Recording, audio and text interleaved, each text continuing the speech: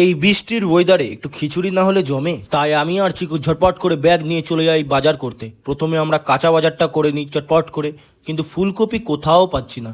ফুলকপির সিজন না, তাই আর কি পনির দিয়েই আমাদের কাজটা চালাতে হয়। তারপরে মুদি সদায়ের বাজারগুলো করে নিই, বিকেল বেলা তো তাই একটু খিদেও পেয়ে গেছে, তাই আর কি ঝটপট করে বাড়িতে এসে চা মা খেয়ে আমরা তৈরি হয়ে যাই খিচুড়ি বানানোর জন্য। তারপরে চিকু একের পর এক সবজিগুলো কাটছিল আর আমি সেই সবজিগুলো কাটা বসে দেখছিলাম।